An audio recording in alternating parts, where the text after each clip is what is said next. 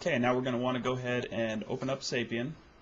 So we'll double click on that icon there, and the open dialog box appears. We want to open the splinter.scenario tag, so just navigate to your Splinter folder under Halo CE, tags, levels, and Splinter. And we'll open up that Splinter scenario. It'll take just a second here because it's loading up all the resources required to actually play Halo.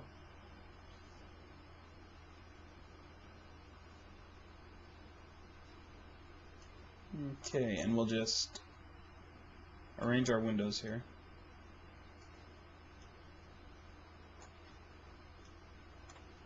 Alright, in your game window, if you select the middle mouse button, click and hold that, you can actually look around the level. But you'll notice we have the sky, but we don't have the level yet. That's because we need to run radiosity. So we will hit Control tilde while the game window is selected, and the tilde is right next to your #1 key on most keyboards. That'll bring up our Halo command prompt. We're going to run radiosity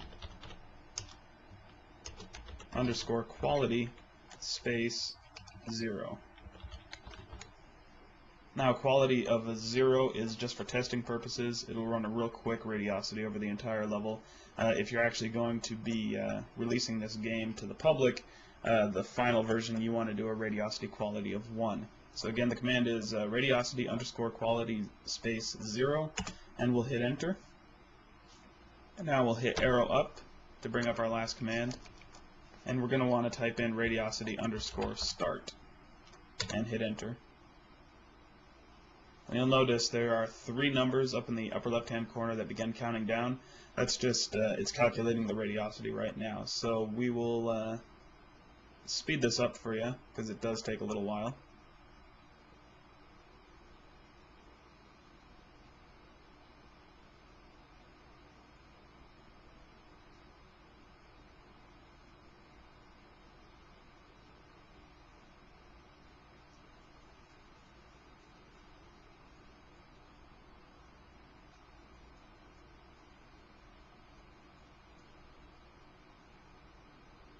Okay, and once all numbers reach 0, we're going to want to bring up the Halo command prompt again. So we'll go Control tilde and type in radiosity underscore save, and this will save our radiosity settings.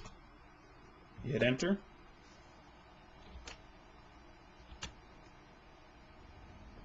and now you can see our ground level that we have created here.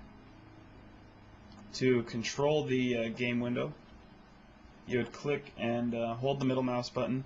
W moves you forward, S moves you backwards, A is a strafe left, D is a strafe right.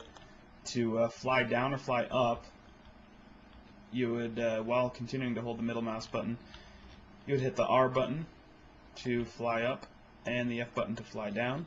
To speed up the camera, you would hit the Shift key. And you can see we have the level created here.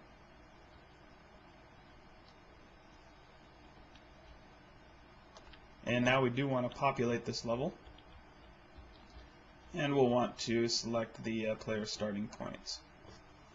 So we'll go under Hierarchy View, open up Missions, and select Player Starting Points. And we want to put a new starting point, and we do this by simply going into the game window and placing a starting point there. You can grab a hold of the teal cursor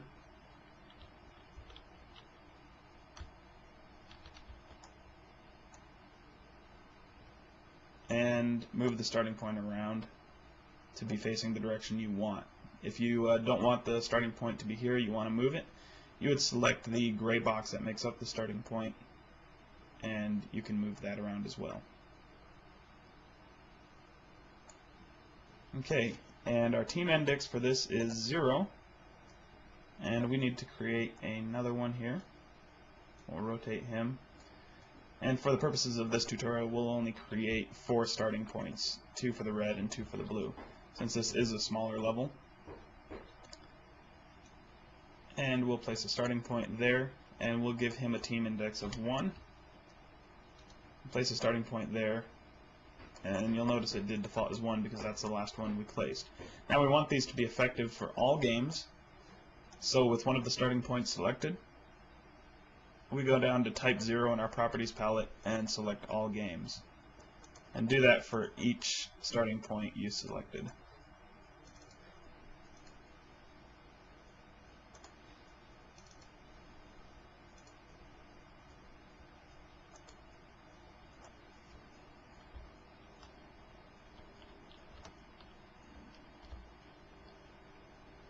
Okay, now we want to lay down some vehicles for this level. So under the hierarchy view window, we'll go from missions to objects to units and vehicles. You'll notice under the window to the right of hierarchy view for the name, there's nothing there. We actually need to add some vehicles. So with the vehicles folder selected, we will click on edit types. It'll bring up a new dialog box. We want to make sure that the object class is under vehicle, and we want to add a vehicle, so we'll select add. And you're going to want to navigate to your tags root directory and go to vehicles, and from here you can select one of the vehicles. In this case we want to add a ghost, and we want to add a warthog. So we'll select both of those. We'll click done. They will show up in our dialog box. We'll click OK, and we'll want to lay these down. We'll put one right there. You'll notice that nothing was assigned to it, so we want to assign a ghost to this one. We'll rotate it so it's facing the right direction. And we want it to be the default vehicle for Slayer, Capture the Flag, King of the Hill, and Oddball. And we want it allowed for each one of those games as well. And we'll keep this team index of 0. We'll lay down a second one here, rotate it the direction we want facing, and we'll actually change it to a warthog under the properties palette. And now we want to select the same for the other team. So we'll place a warthog there, give it a team index of 1, place a warthog there, and give it a team. Change the properties to be a ghost, and the team index should be 1 on that as well. Okay, now that that's completed, we actually want to place down some scenery. So we'll select the scenery tab, go to edit types, make sure the object class is scenery, and click add. And now you can go ahead and go through and select what type of scenery you want in the level.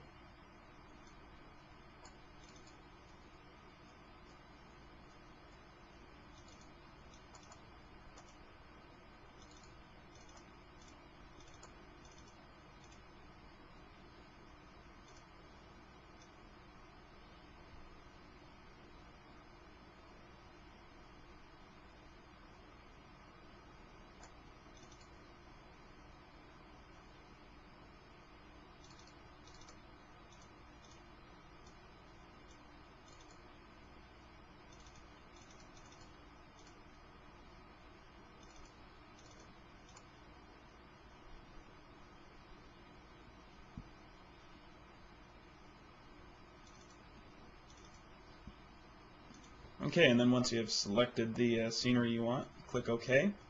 And you lay this down just like you had laid down the vehicles by right-clicking somewhere in the level, and then changing the type under the properties to whatever you'd like.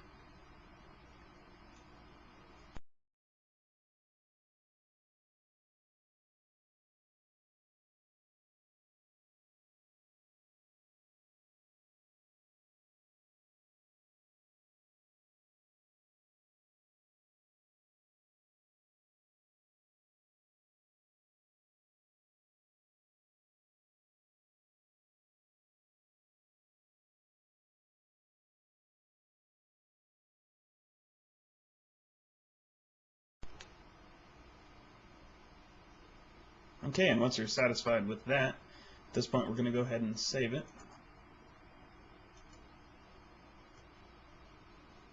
Okay, and now we actually want to add the beacons that distinguish each base from each base. So under the scenery tabs, we'll go to edit types.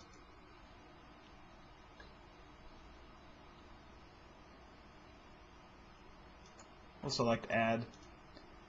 Go to your scenery root directory. We'll go to blue landing beacon.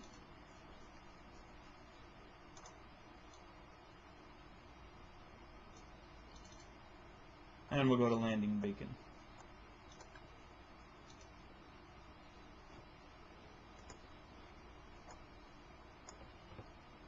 we'll want to place a landing beacon on the first base.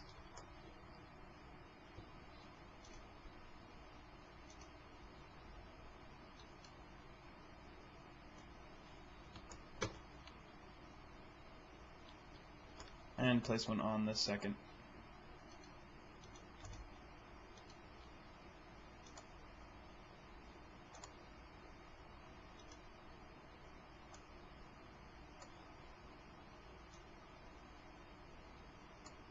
Okay, and at this point, we will call this level completed. We're not going to set up any net game flags for race or anything along those lines. It just wouldn't be for this tutorial. We can create another tutorial in the future. So we will go ahead and save the scenario now.